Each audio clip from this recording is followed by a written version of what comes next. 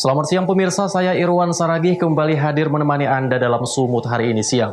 Siang ini kami telah merangkum sejumlah informasi terkini di antaranya. Satu pengunjung terseret arus sungai Batu Jalur di Serdang Bedagai belum ditemukan. Sindikat narkoba jaringan internasional diringkus petugas Polsek Patumbak, Deli Serdang. Sapi ongol milik Pemkab Toba tak terawat dan tidak sehat. Selain cuplikan berita tadi, kami juga akan menghadirkan beragam informasi lainnya. Pemirsa, kita jelang Sumut hari ini siang selengkapnya.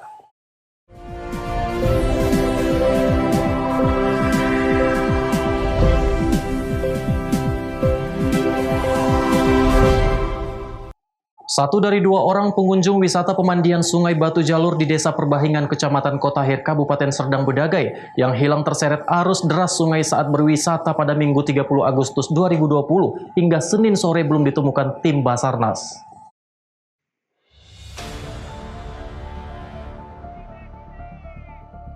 Inilah detik-detik saat 8 orang remaja asal Desa Pematang Kasih, Kecamatan Pantai Cermin yang berenang di lokasi wisata Batu Jalur yang arusnya cukup deras. Di mana dua orang remaja, Dian dan Faiz, tenggelam dan berusaha dicari oleh tim SAR pengelola objek wisata bersama warga. Selang beberapa menit, korban bernama Dian berhasil diselamatkan dan dibawa ke tepi sungai, kemudian dilarikan ke rumah sakit terdekat. Sementara satu lagi korban yang bernama Faiz yang ikut tenggelam hingga saat ini belum ditemukan oleh tim SAR yang terus melakukan pencarian dibantu pihak kepolisian Polsek Kotari dan warga sekitar. Menurut salah seorang teman korban Aditya, awalnya dia juga sempat tenggelam, namun dapat diselamatkan dan selanjutnya dia dan Faiz ikut tenggelam. Namun dia dapat diselamatkan sedangkan Faiz sampai sekarang menghilang.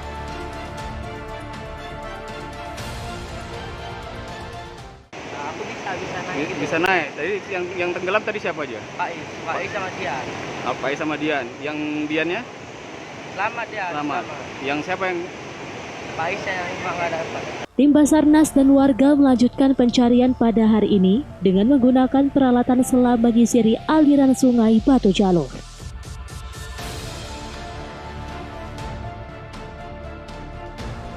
Abdul Malik melaporkan untuk Evarina TV.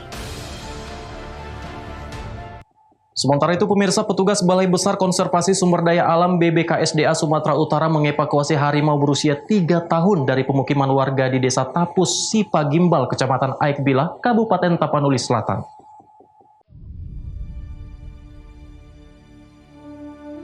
Harimau yang diduga sempat memangsa hewan ternak milik warga ini diamankan setelah masuk perangkap yang dipasang oleh petugas BPKSDA Sumatera Utara. Hewan buas berjenis kelamin betina ini keluar dari hutan dan mencari makan di pemukiman warga karena diduga merasa terganggu akibat adanya aktivitas di habitatnya. Saat diamankannya, harimau Sumatera ini mengalami dehidrasi dan kurang gizi. Saat dicek kesehatan oleh tim dokter, berat badan harimau mencapai 45 kg yang seharusnya pada usianya antara 2-3 tahun ini. Seharusnya berat badannya mencapai 60 kg. Itu tadi banyak faktor kalau untuk konflik harimau tadi itu ya. Satu, itu tadi ini harimau remaja yang dia masih belajar berburu. Sehingga di dalam langsung dalam kawasannya mungkin dia kalah bersaing, agak turunlah dia ke perkampungan karena di situ lebih mudah. Itu yang pertama. Kemudian yang kedua, ada gangguan di dalam habitatnya sendiri. Mungkin perambahan, mungkin perburuan, sehingga dia keluar dari sana. Nah, seperti itu banyak faktor lah di sana itu yang menyebabkan itu. Bu, Ya? kondisi harimaunya hasil pemeriksaan kesehatannya bisa dijelaskan, Bu? Kondisinya memang agak lemah, dia dehidrasi dan dia anemia, ya. Hasil dari pemeriksaan darahnya itu, tetapi secara fisik tidak ada luka, tidak ada jerat atau apapun. Saat ini harimau remaja tersebut masih dalam perawatan medis di lokasi penangkaran harimau Barumun, Sumatera Utara.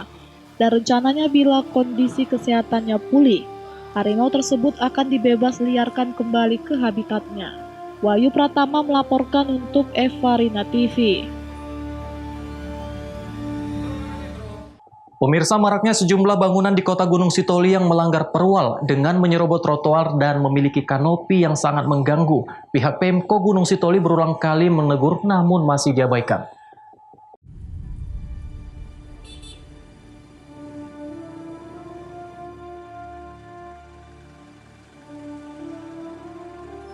Maraknya sejumlah bangunan di kota Gunung Sitoli yang melanggar perwal dengan menyerobot trotoar dan memiliki kanopi yang sangat mengganggu.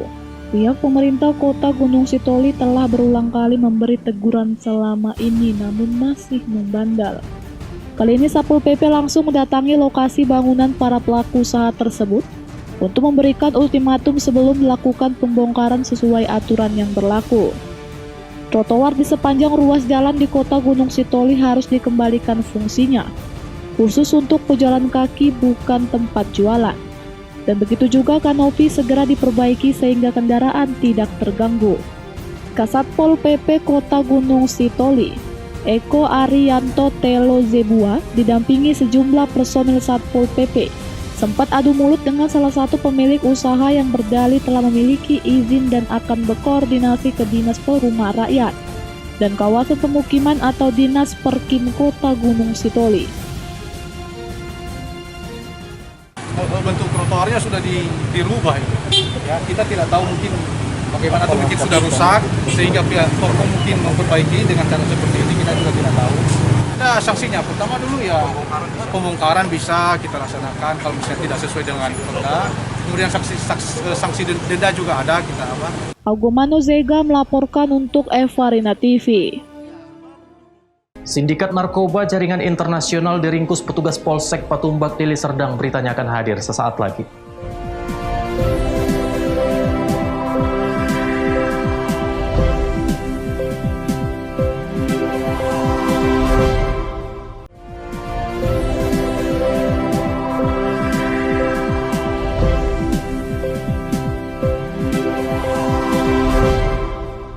Terima kasih Anda masih bersama kami. Pemirsa, petugas Polsek Patumbak menggagalkan upaya peredaran 10 kg sabu yang dilakukan oleh sindikat narkoba jaringan Malaysia Indonesia.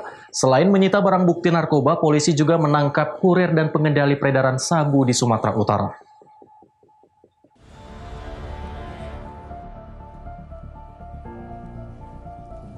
Dalam rekaman video amatir terlihat sejumlah petugas tengah membongkar beberapa tas berisi narkotika jenis sabu seberat 10 kg yang dibawa seorang kurir dengan menggunakan satu unit mobil di Jalan Megawati, Binjai, Sumatera Utara.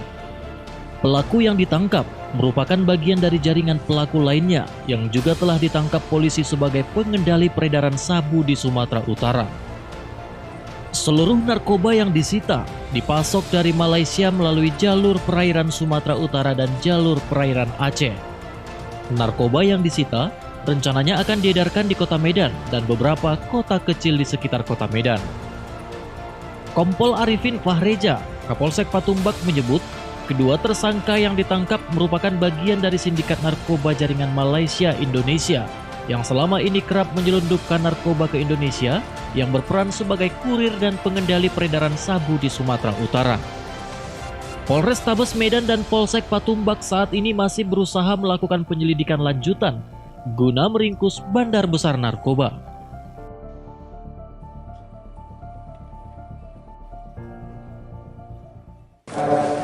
Dengan inisial BAS, dengan barang bukti 1 unit mobil pick up, kemudian ulangi 1 mobil pick up Isuzu Panther, kemudian barang bukti narkotikanya 10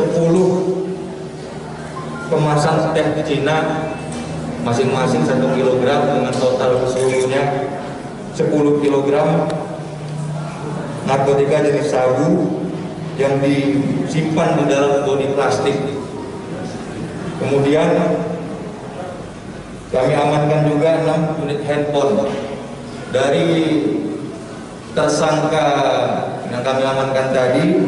Kemudian berhasil kami amankan 1 orang pengendali dengan inisial MH alias Abi alias Brewok, yang mana kami amankan dari tempat terpisah yaitu di salah satu diskotik di Kota Medan, ya, dan yang mana pengendali ini merupakan DPO kami yang sebelumnya.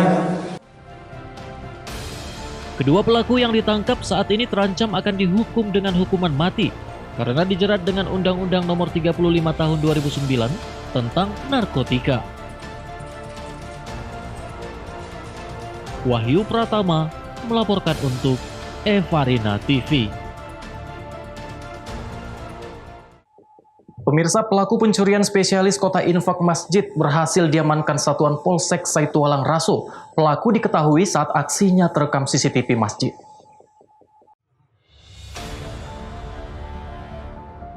Inilah detik-detik rekaman video CCTV yang merekam aksi pelaku spesial pencuri kotak infak. Dengan menggunakan penutup wajah, pelaku terlihat cekatan dan lincah saat melakukan aksinya di Masjid Baitur Rahmah, Datuk Bandar, Kota Tanjung Balai, Sumatera Utara. Diketahui pelaku telah melakukan aksi pencurian kotak infak sebanyak 12 kali di Tanjung Balai. Pelaku yang kerap melakukan pencurian seorang diri tersebut biasanya mendapatkan uang ratusan hingga jutaan rupiah. Uang hasil curian biasanya ia gunakan untuk membeli narkoba jenis sabu. Dalam pengakuannya, ia mengaku melakukan aksinya pada malam hari di saat keadaan masjid sepi.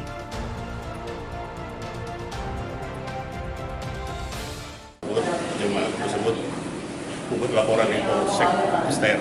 Kemudian atas laporan itu kami bersama dengan tim yang dipimpin oleh Kadif Presintel Kanigres melakukan penyelidikan, sehingga dari hasil penyelidikan dapat diketahui identitas daripada pelaku dan orangnya, sehingga kemarin hari Minggu tanggal 27 jam 11 siang bisa kami tangkap dengan dasar bahwa dari tersangka juga diketemukan beberapa barang bukti antara lain baju yang dipakai korban pada saat melakukan pencurian dan juga alat yang digunakan, yaitu obeng, salah satu alat yang digunakan pelaku untuk merusak kaca tempat uang berada di kotak infak. Demikian. Akibat perbuatannya tersebut, kini pelaku dijerat pasal 362 dan atau 363 KUHP tentang pencurian dengan pemberatan dengan ancaman hukuman 6 tahun penjara. Wanda Pratama melaporkan untuk Evarina TV. Kita beralih ke informasi lainnya, pemirsa. Jelang Pilkada Serentak 2020, KPU Kota Binjai kian gencar sosialisasikan tata cara pelaksanaan Pilkada di tengah pandemi COVID-19 pada masyarakat.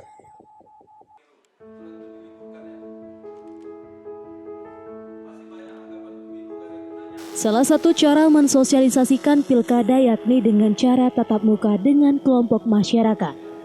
Acara yang digelar di salah satu kafe di Binjai ini dihadiri oleh organisasi Badan Koordinasi Pemuda Remaja Masjid Indonesia Kota Binjai. Meski berbentuk tatap muka, namun pelaksanaan sosialisasi ini tetap mematuhi protokol kesehatan dengan membatasi jumlah peserta. Sosialisasi ini menghadirkan 2 orang narasumber, yakni Komisioner KPU Binjai Divisi Data Abdullah Arkam dan Komisioner KPU Binjai Divisi SDM dan Parmas Robby Effendi. Dalam kesempatan tersebut, KPU Binjai juga menjelaskan tata cara pelaksanaan Pilkada di tengah pandemi COVID-19. Komisioner KPU Binjai Divisi SDM dan Parmas Robby Effendi menyatakan, dengan sosialisasi ini diharapkan semakin banyak warga masyarakat yang tahu dan paham tentang pemilu, sehingga tingkat partisipasi pemilih pada Pilkada mendatang diharapkan akan semakin meningkat.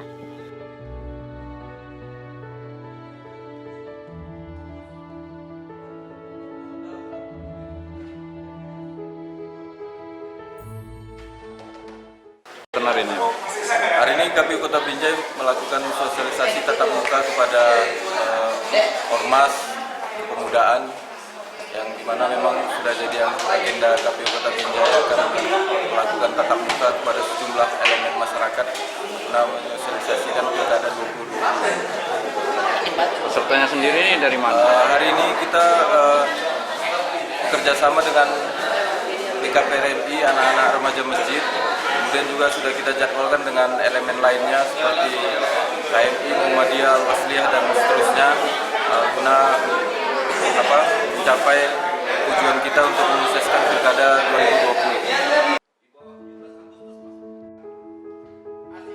2020. Wahyu Pratama melaporkan untuk Evarina TV.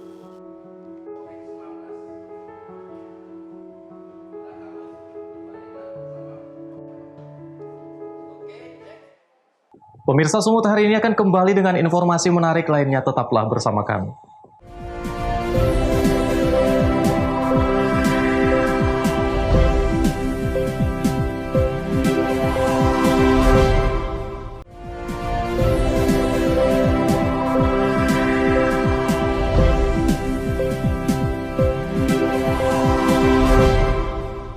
Terima kasih Anda masih bersama kami. Pemirsa, belasan ekor sapi jenis ongol milik Dinas Pertanian Kabupaten Toba yang ada di UPT Lanbo, Kecamatan Laguboti terlihat kurus dan tidak terawat.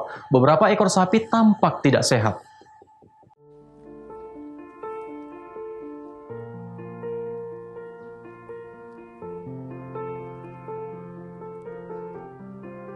Berdasarkan keterangan Kepala Bidang Peternakan di Dinas Pertanian Kabupaten Toba, Robert Arwan yang dikonfirmasi pada Kamis 27 Agustus lalu, induk sapi ini dibeli pada tahun 2017 sebanyak 15 ekor dengan pagu sebesar 186,2 juta rupiah.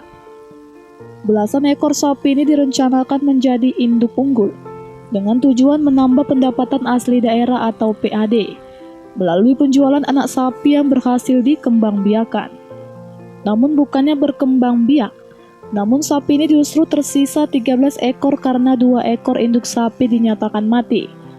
Hal itu diduga karena induk sapi tersebut tidak diberi perawatan yang baik serta pakan yang cukup. Untuk sapi yang di Lambu itu memang tidak ditampung biaya pakannya karena di IFS sudah ada 6 orang tenaga kerja kita honorer, jadi tugas mereka lah yang merawat dan memberi pakan untuk ternak sapi di Lambu. Robert menegaskan, tujuan hasil pengembangbiakan sapi tersebut bukan untuk dihibahkan kepada kelompok tani, melainkan untuk dijual. Alex Jetro Syagian melaporkan untuk Evarina TV.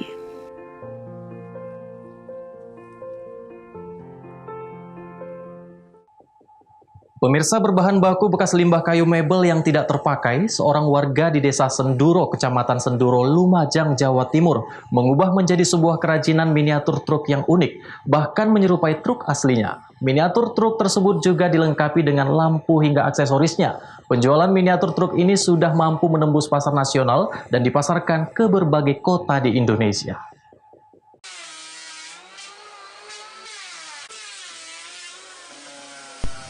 Dengan dibantu 2 orang karyawannya, Slamet Sugianto warga Desa Senduro, Kecamatan Senduro, Lumajang, Jawa Timur ini membuat kerajinan miniatur truk dengan memanfaatkan bahan limbah kayu sisa mebel yang tidak terpakai.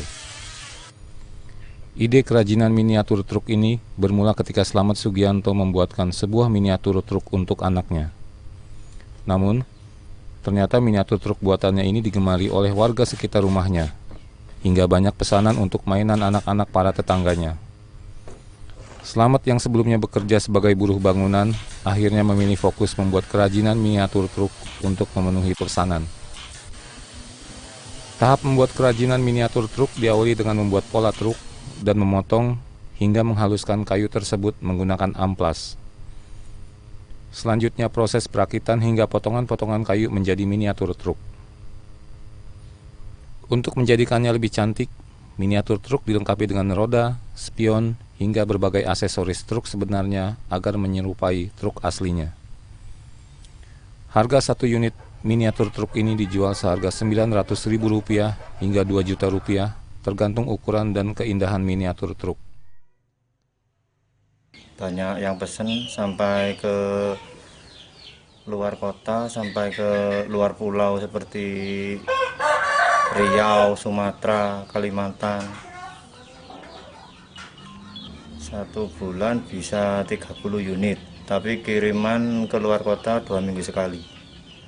Untuk buat hiburan, buat main. Dalam 1 minggu, Slamet mampu memproduksi 20 hingga 30 unit miniatur truk yang dijual ke berbagai kota di Indonesia. Mulai dari Lamongan, Bojonegoro, Tuban, Kediri, hingga Jombang. Bahkan beberapa pesanan juga datang dari luar Pulau Jawa seperti Sumatera dan Kalimantan. Namun, akibat dampak pandemi COVID-19, pesanan miniatur truk ini sempat menurun. Slamet hanya menerima pesanan 12 unit miniatur truk setiap minggunya. Dari Lumajang, Jawa Timur, Hamka Agung, Kantor Berita Antara, mewartakan. Pemirsa, informasi tadi sekaligus mengakhiri pertemuan kita dalam Sumut hari ini siang. Saya Irwan Saragih mewakili kerabat kerja yang bertugas. Pamit undur diri dari hadapan Anda. Terima kasih atas kebersamaannya dan sampai jumpa.